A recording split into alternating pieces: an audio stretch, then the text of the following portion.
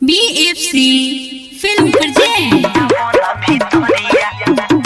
आप सुन रहे हैं आफ्ताब बाबू का गाना।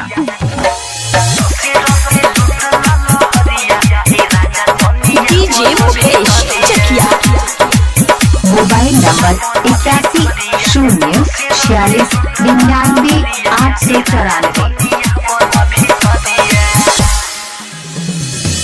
जड़ा से थर थर का पता देहिया काहे न खीरौआ बुझत जी।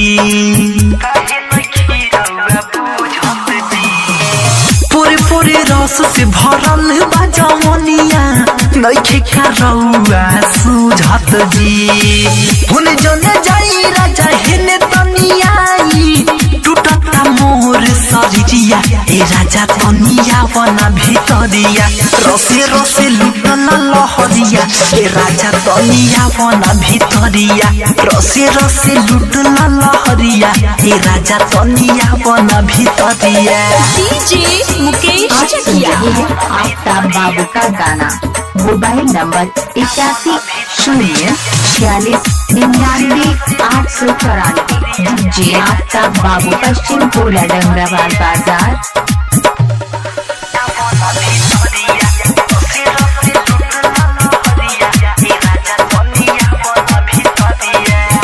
ऐसे करो नहीं माना मुड भइल बा दीवाना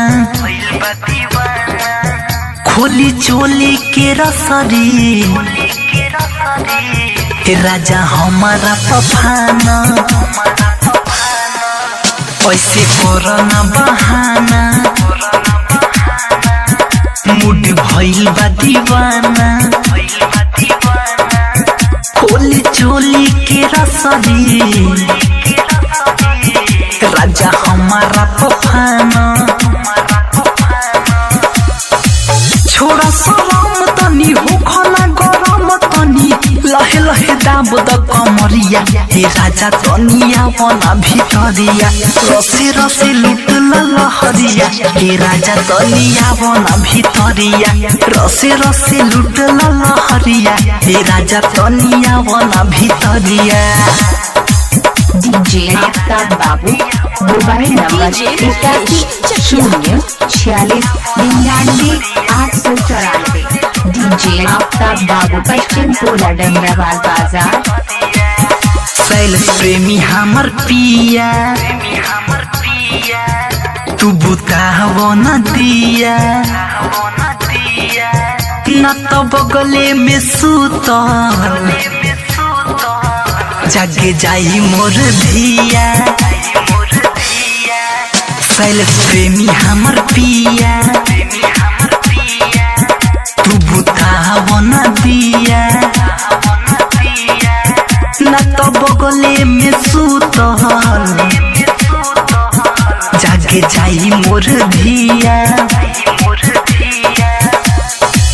ऐसे तो पैबो जदी हमारा के राजा तो खाली बोए को दिन जहरिया हे राजा तनिया बना भितरिया रसे रसे लुटल लहरिया हे राजा तनिया बना भितरिया रसे रसे लुटल लहरिया हे राजा तनिया बना भितरिया।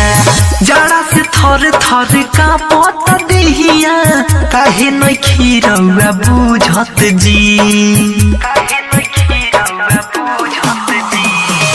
पूरे पूरे रस से भरल बा जवनिया नइखे करौआ सुझत जी।